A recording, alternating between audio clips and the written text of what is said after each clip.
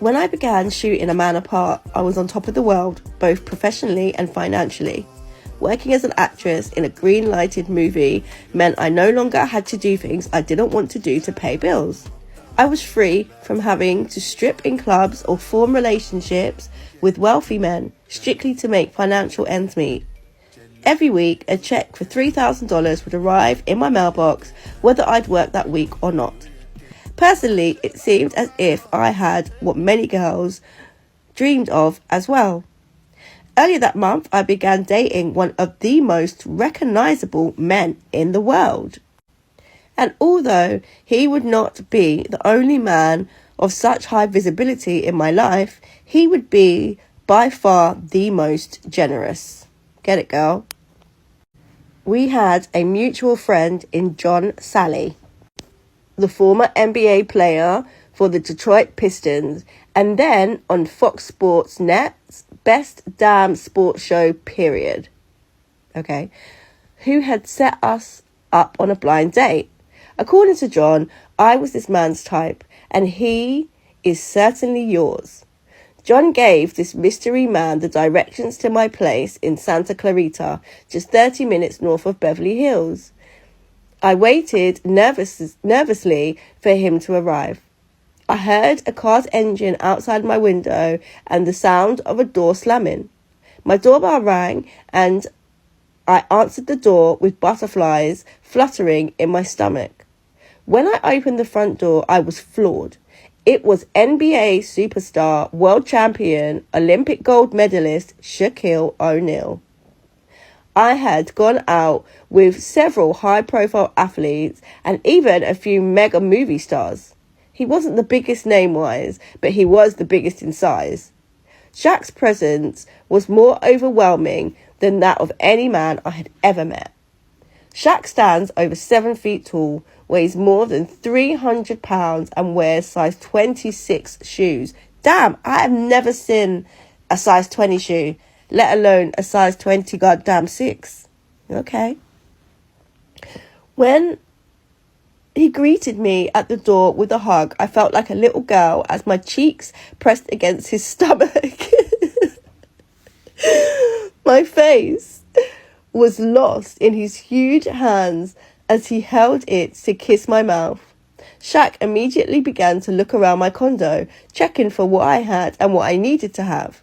My place was still very new. The walls were stark white with only a small white leather sofa and black wrought iron coffee and end tables.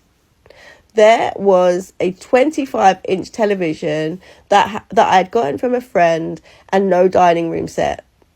I had no pots and pans, only disposable plates and utensils. Girl is a bachelorette.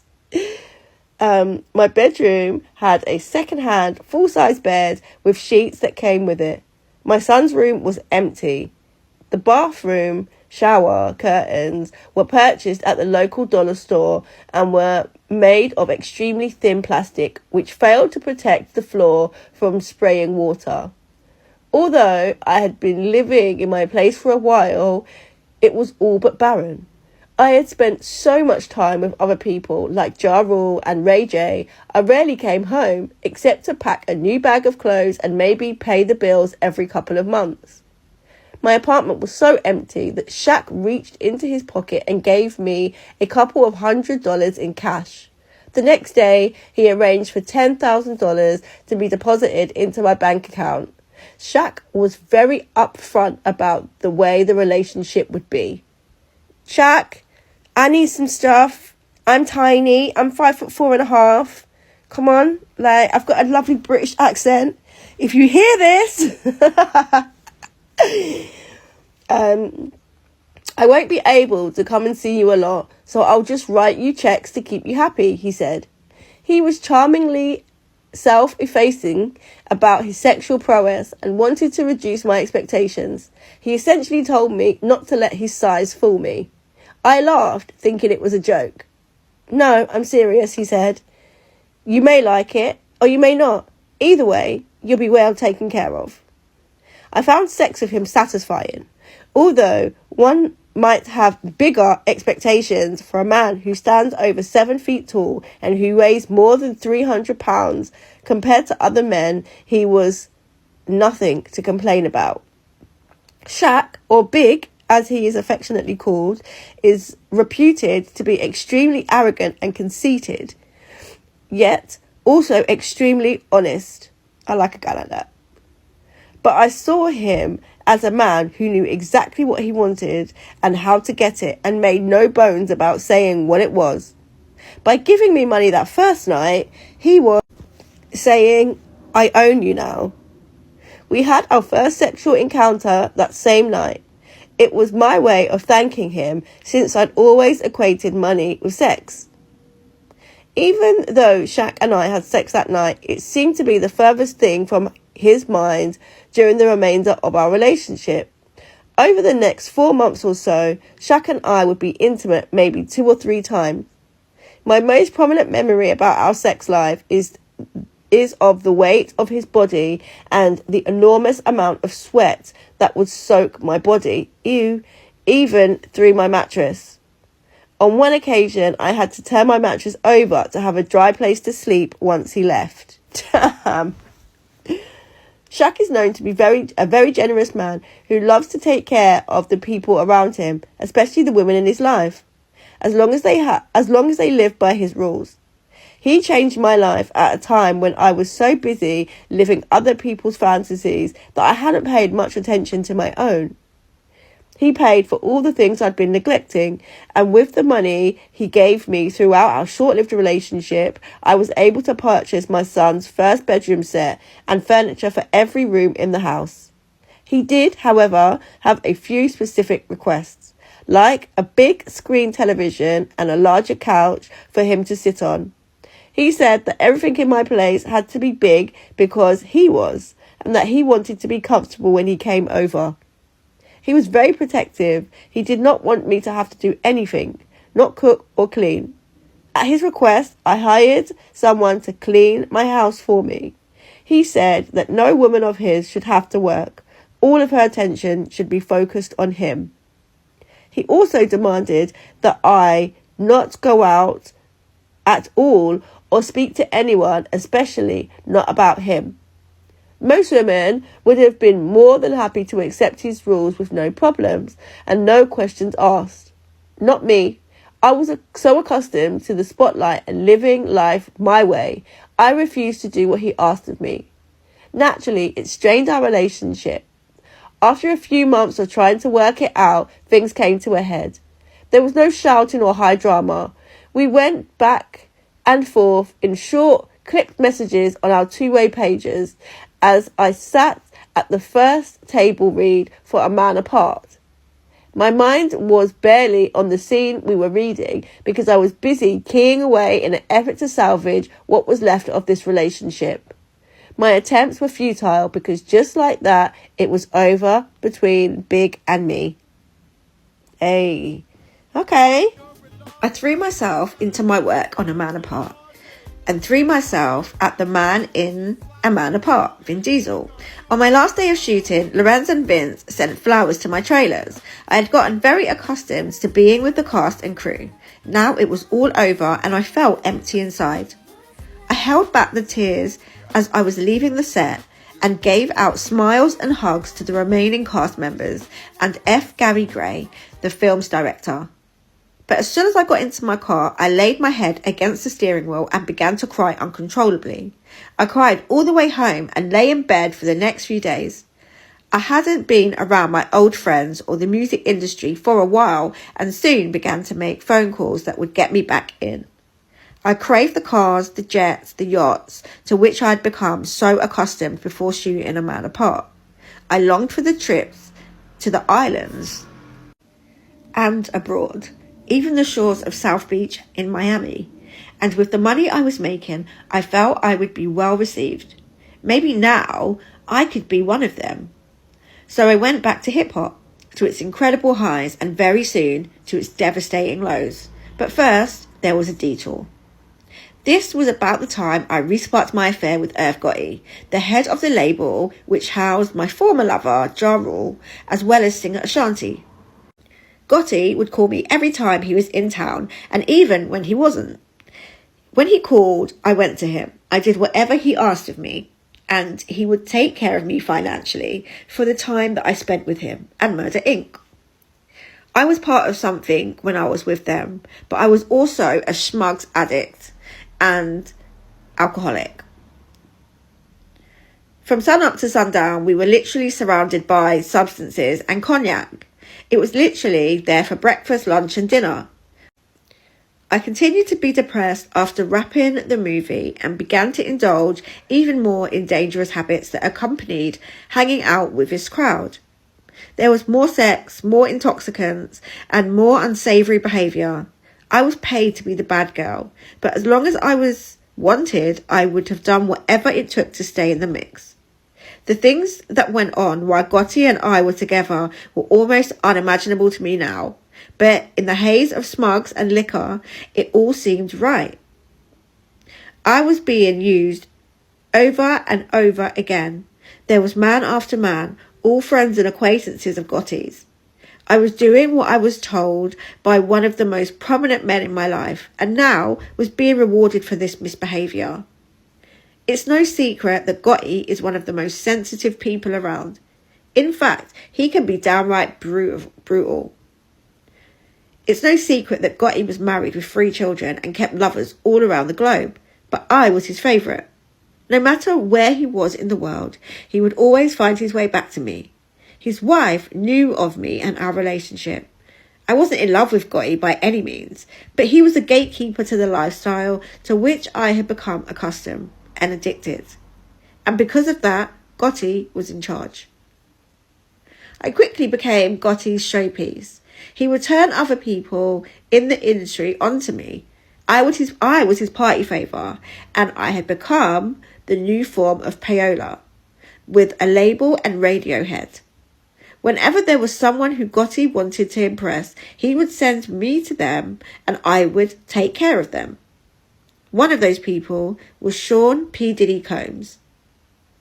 It was sometime after Valentine's Day 2001, just after Diddy and J-Lo had announced their split.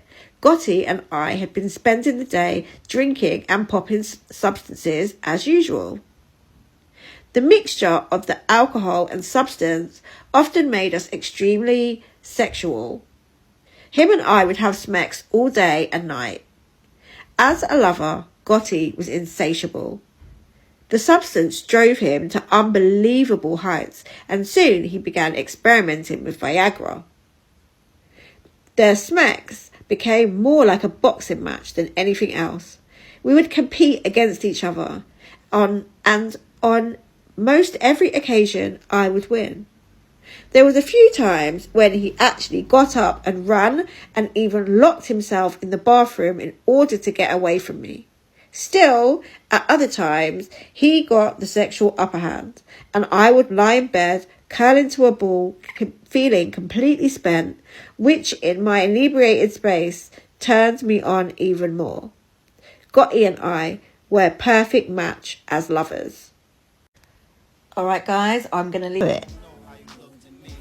On one particular night, we were riding round Beverly Hills in a limousine with Jar and other members of the Inc. And we ended up at Mumba, a club on the west side. We ventured through the club, entourage in tow, and made our way to the back outdoor patio and to the back parking lot. I stood there beside Gotti as Diddy walked up to him. They greeted each other with a slap of the right hand. Diddy held a drink in his left. He seemed to be as intoxicated as we were. I stood there looking at him while they spoke, when all of a sudden he turned and looked right at me. His conversation with Gotti was abruptly cut short as he took a few steps closer to me, grabbed my hand and said, "I want you. Can I have you?" Then Diddy turned to Gotti and said, "My bad, dog. Is this you?"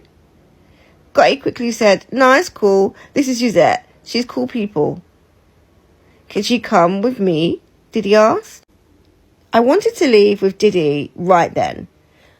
The substance had me in a mood where whatever I felt normally was heightened 100%. Even the wind on my face made me orgasmic. Right there in front of me, Gotti and Diddy made arrangements for me to meet Diddy at his house in an hour. "I'll send her to you in a little bit," Gotti said. "Give me the address." I didn't understand why Gotti didn't let me go with Diddy right then, but we took the address and got back in the limo.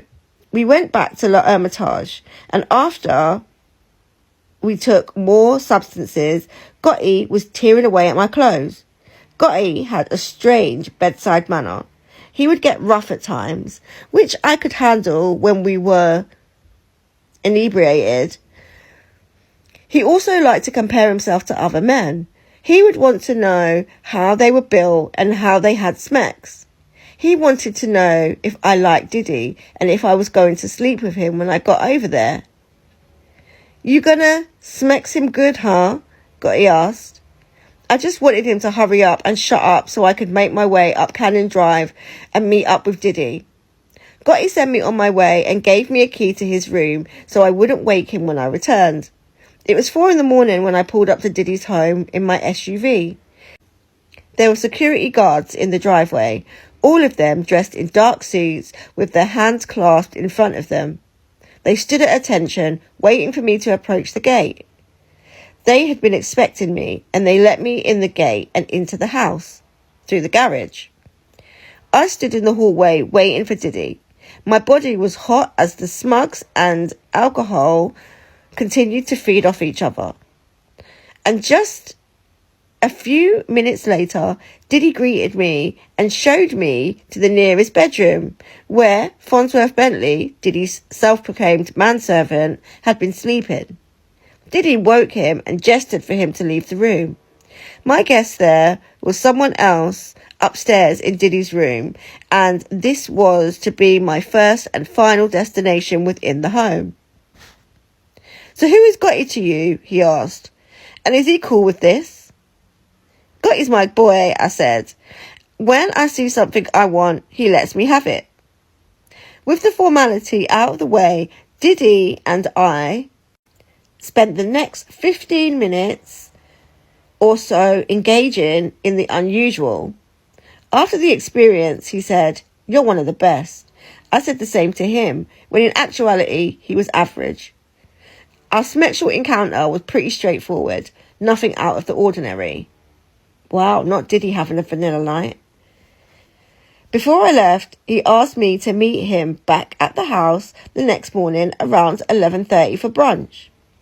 I emphatically accepted and travelled back to La Hermitage and to Gotti, who was asleep. I crawled into bed and fell asleep beside him. The next morning, Gotti wanted DLs. I really had nothing to say about my experience with Diddy. He was polite and gentle, and I actually preferred him as a person over Gotti, who was cocky and nasty at times. Gotti seemed a bit frustrated with my unwillingness to give DLs, and even more irritated by the fact that I had been invited back for brunch.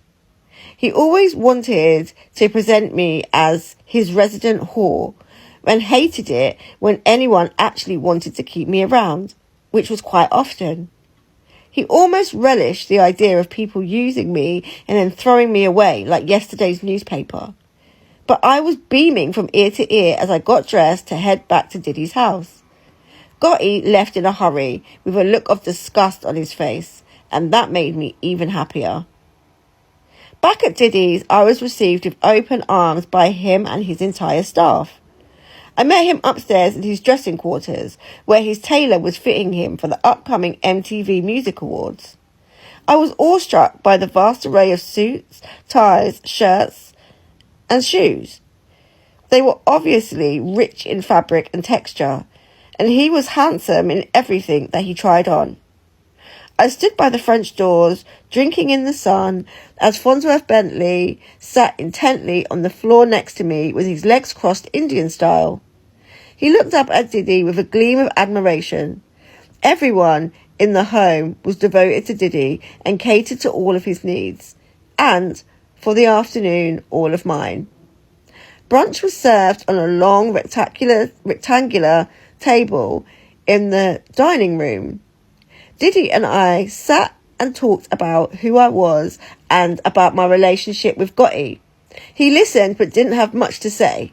He was extremely kind, and I remember him complimenting me, saying I was very pretty and had beautiful skin.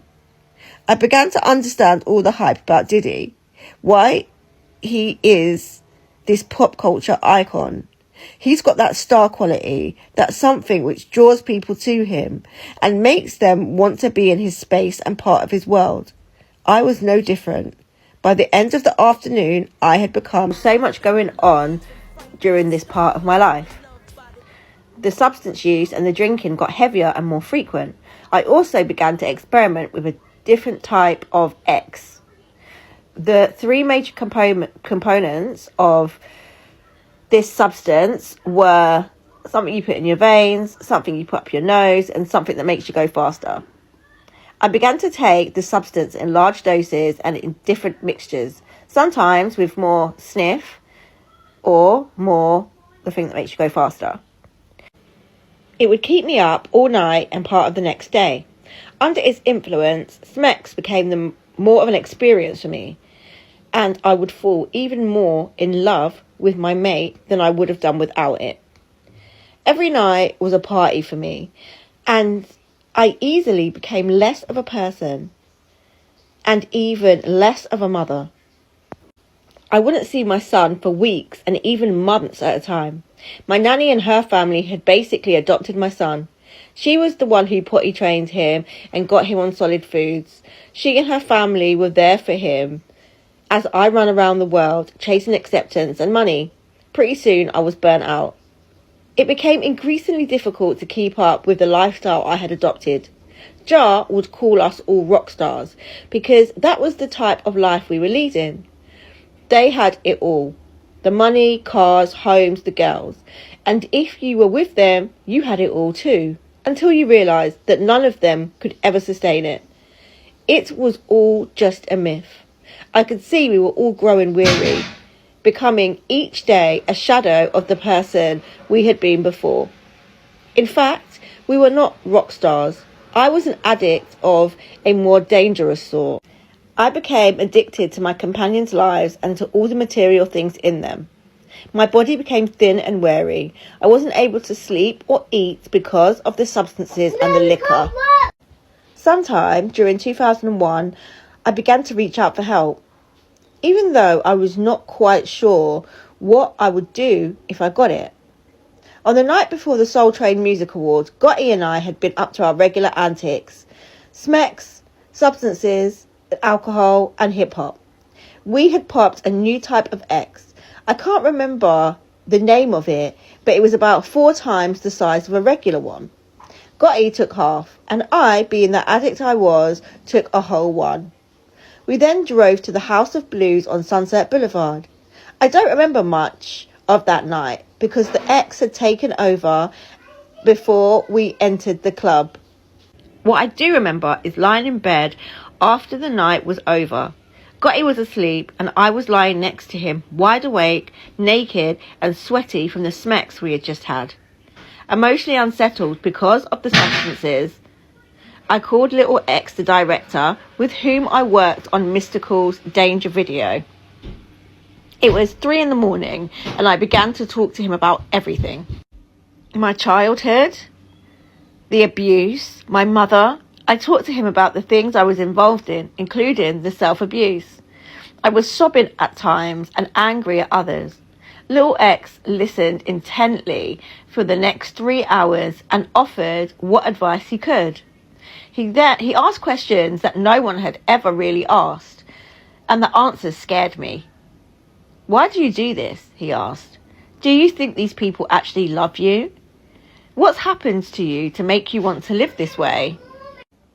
I saw then how distorted things in my life were, how unsound my judgment had become. It had made my body shake, but I wasn't ready to face the truth. So I ended the call with Little X at around 6 a.m, blaming my weakness on the substance. By April 2001, just 4 months after filming A Man Apart, I was penniless. My substance and alcohol addiction was costing me around $500 a day. My monthly bills at the apartment I barely slept in totaled around $5,000 a month. And there were the 3 leased cars in my garage, which cost me upward of about $2,500 each month. I had an SUV, a convertible, and a German sedan. I spent extra money on every month on lease payments just to be able to switch cars whenever I decided to go home and pack a new bag. On top of the usual bills, there were also trips and shopping sprees. And even though I was being paid by the men I slept with, I found myself spending all their money and all mine too. I had been around the rich and famous for so long, I actually began to believe that I was one of them. Needless to say, I was completely delusional and irresponsible. None of my bills were being paid during the first few months of 2001 as I travelled around the world in a dark cloud. I spent a couple of months in Atlanta and in New York and was a frequent flyer to Miami South Beach. By the time I finally returned to Los Angeles that April, there was a red letter stuck to my door from the sheriff and my garage stood empty. All of my cars had been repossessed. My partying and irresponsible ways had finally caught up with me and I hit what appeared to be rock bottom. After I unlocked my door and walked into my stuffy condo, my first stop was to the downstairs bathroom. Sitting on the toilet to urinate, I felt a burning sensation. I screamed from the pain and leaned into the wall for support. I had not been having unprotected smecs, but I also knew that the effectiveness of condoms and vaginal films and dental dams, what is a dental dam please, were less than 100%. I would find out days later that the alcohol level in my body was so high that it created the burning sensation. I ignored the pain for the moment as my attention turned to the sheriff's notice. I began to make phone calls to try and salvage what was left of my life. The first person on my list was Shaq. He had been so generous when we were together, and all I needed to keep the condo was $2,000. Stuttering a bit as I explained the situation via telephone. I then heard Shaq turn me down before I even finished my story. But my son and I will be out on the street in a week if I don't pay them their money, I pleaded. He asked me what happened to all the money I'd made on the movie. I had to lie, something about a sick family member or something. I even cried as I begged out for help, but to no avail. I was too ashamed to admit I had spent all my money on living beyond my means and by supporting my substance habit. The next call I made was to Irv Gotti. To my surprise, he too refused me. I couldn't explain what I was hearing. As I went down the list, every man I called said no. After about 3 or 4 phone calls, I gave up and brought myself back to the reality of the situation. I had to pack up and move and do so in a hurry. Within a week, I had put most everything in storage and had just enough money to rent a car. For the next 9 months, I would be homeless, and sadly, sometimes my son would be living out of the car with me when he wasn't at the home of the family who'd, in large part, taken care of him as one of their own. It was as if I was a 16-year-old runaway again, except this time I was responsible for a 3-year-old son. Bouncing from pillar to post, I became more of a hustler than ever. From time to time, I would strip at the famous Crazy Girls Club on Sunset Boulevard. Even worse than that, I resorted to selling myself to men I already knew in the music industry for the money I needed to stay above water. Between keeping a rental car and trying to manage the weekly hotel bill, I needed at least $1,000 every week, which didn't include essentials such as food and gas. On the weeks I couldn't come up with the cash, my son and I would stay at a friend's or just slept in the car. There were few people who were there for me. I found a warm bed and a hot meal at the homes of directors John Singleton and F. Gary Gray. Whenever they could, they gave me money to help me get on my feet, but it never seemed enough. For the moment I gave up substances and monitored my alcohol consumption. I was clean and sober and ironically in need of even more money than before just to keep up with the increasing costs of renting cars and hotel rooms. It seemed as if I was spending money even more rapidly than I had done when I actually had money. On the nights when there was no money, I would park my car behind the W Hotel in the westward section of Los Angeles and rest, or on a quiet back road I found in the heart of San Fernando Valley. There were days when I drove around all day, not having a place to shower or a restroom to use. I would have to pull over to the side of the road or use a disgusting gas station bathroom. The trunk of the rental car was stacked with clothes and basic necessities for me and my son. During that winter, we covered ourselves with heavy leather coats in order to keep warm while sleeping in the car. I would wake up to start the car every few hours to use the heat and then turn the car off shortly so as to not waste gas. I would watch my son sleeping in the reclined passenger seat next to me and cry. I knew that I was the one that had done this to him, and I was determined to fix it, but the path to salvation was still unclear. One thing had become clear to me. The people I considered my friends, and even my family, were nothing of the sort. Over the past few years, I had done what was asked of me in order to keep the men in my life happy, in hopes that they would always accept me and want me around. I was the life of the party and the ultimate party favour and showpiece, but now I was a person with issues. When I had a problem and was no longer the carefree addict they had all come to know, they didn't want me around. They began to change.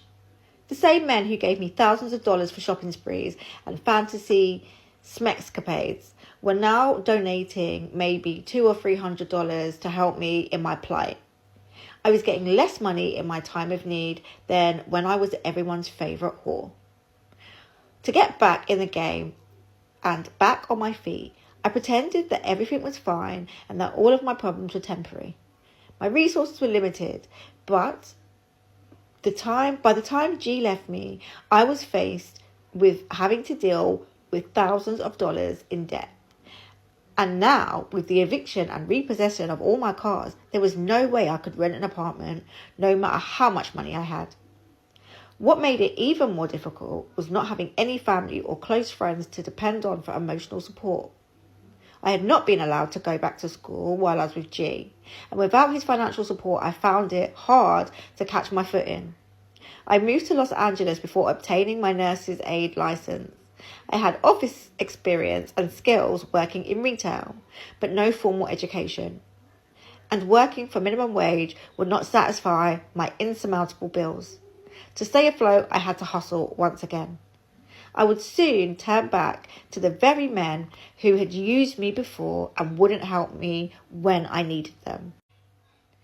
I went back to being a hip-hop's version of a prostitute, sleeping with men in the industry, both artists and label execs, for which I received money. The man I affectionately called Papa was unaware of what was going on in my life. I sheltered him from the truth out of shame, but he must have known I was headed for trouble. Throughout our time together, he frequently told me that I would have to change my life completely in order to be happy. He was always there for me financially, but I would never ask him for more than he offered. We saw each other whenever he was in LA and met each in other places, such as New York and Miami. In October of 2001, Papa and I ended up spending a few days together in Los Angeles. Now, back in the game, I was back to my old party girl ways. I had been holed up at the luxurious St. Regis Hotel in Century City with Eva, a girlfriend of mine and longtime girlfriend of Jar. Ooh, I didn't know Jar had a longtime girlfriend. I'm going to look her up. She and I became extremely close as friends and lovers after a menage a trois with Jar in May 2001. We took baths together, popped X, and lounged around in bed, enjoying the high. When the phone rang on that day, Eva answered and handed it to me. It was Papa. I'd left him a message earlier letting him know where I was and that I wanted to see him. I left the St. Regis and drove to the hotel where he was staying that night. Once there, we made love, and the emotions of the moment always made me weep with satisfaction. Papa had always been more than my lover. He was easily my best friend and the one person I knew loved me. Although he recently married at the time, I couldn't stop being in love with him. I should have been angry and disappointed enough to walk away from him. But he was already in my head and had become very much part of my life. I spent the next morning with him in the studio as he worked into the early evening. Right before he was to head back to the hotel, I rushed to get there as he arrived. I got a key to his room from the front desk, drew myself a bath, lit candles around, and sat there while eating from a bowl of grapes. I was going to surprise him, so I called Papa on his cell to ask him where he was. At the very moment he was explaining to me that he was still working, I heard him coming through the hotel door. Once he realised that I was actually waiting for him in the tub, he became enraged. He yelled at me about him being married. What if my wife had been with me? He said I had no right to sneak back into his hotel room and wait for him without notice or permission. He crushed me with every word. I was dying inside and couldn't take the pain. I got dressed and ran out of the hotel in tears. Unfortunately, I headed back to the people who were always there for me, despite whatever came with the lifestyle. I headed back to Murder Inc. The night began rather typically, nothing out of the ordinary. I called Eva and agreed to meet her and a few members of Murder Inc. at Mr. Chow. Depressed and confused, I sat at the table brooding over the fight I'd had with Papa. He was my backbone in my most trying times, and now he too seemed to be against me. I need something, I said to one of Jar's people. Give me a pill. He flipped open the inseam of his jacket and pulled a pill from behind one of the buttons. He handed it to me, and without looking, I placed it on my tongue and chased it down with a shot of sake. I sat at the table with my head in my hands for what seemed to be about 3 minutes when all of a sudden things seemed to go very wrong. I began to feel numb and hot all over. The noise from the restaurant began to overpower me and seemed deafening. I turned to Eva and asked her to follow me to the upstairs bathroom. Once in the restroom, I sat on the toilet with my head on my knees. Slowly, I could see the shaking begin from my feet and travel all the way up my body until I could no longer control it. From that point, I blacked out as my body went into a seizure. My next memory is of waking up on the bathroom floor. Eva was nowhere in sight. I was alone, right back where I started. I stood slowly up and held onto the sink, looking at myself in the mirror. My pupils were dilated and I could feel my wobbling knees giving out underneath me. I splashed cold water onto my face, hoping to snap out of the trouble that I was in. Soon I was on the floor again, waking up from another bout of convulsions. My tongue was swollen and bloody. I made my way back to the sink and splashed more water on my face. I opened the bathroom door and began to scream my son's name into the stairwell that had led to the restaurant. My heartbeat was racing, accompanied by a dry mouth and blurred vision. No one was there for me. I felt I would die alone. Finally, a woman came to use the restroom. She took one look at me and asked if I was all right. I told her I was an epileptic and had been having a seizure. Within seconds, the manager of the restaurant was at my side, laying me down on the tile floor and propping my feet up. Only then did Eva return with a couple of members of the Inc. After just a few minutes, I began to feel more level-headed. My first thought should have been for my health, but in fact, it was about how this would affect the reputation of the members of Murder Inc. and the unwanted attention it would bring them and the other celebrities in the restaurant, some of whom I knew. Wow. I could hear the ambulance making its way up the street, and before it arrived, Eva and I sneaked out of Mr. Chow and went back to the St. Regis Hotel. I cried all the way there while being held by Remy, a Def Jam employee. I cried for Papa, begging for Remy to call him and tell him what had happened to me. He didn't come. Once I was in the hotel, everyone decided to go to a club, and I was left to deal with the aftermath of my seizures. My head was pounding, my tongue was swollen, and my speech was slurred. I began to call everyone I could. It was about 11 o'clock at night, and I can't remember everyone I called, but I remember calling my dad, and his words broke my heart and shut me out even further than I had already been. I told him about the substances and the seizures and that I needed help. He responded, "It's late, call me tomorrow or something." He had never really been there when I was growing up, and although he was there to save me from my mother, he had always told his children that they could never come home again once they left, no matter what. If anyone could have saved me, he could have. I felt as if he bothered with me only when it appeared I was doing well, while I was living the high life with G. But now I was down and out, he was too tired to even acknowledge my desperate voice. I had known I was alone before, but that night made it painfully clear just how alone I was. I cried all night until I finally fell asleep. And that is the end of that chapter. So, chapter 14 is Miami advice, and I feel like Diddy is going to reappear.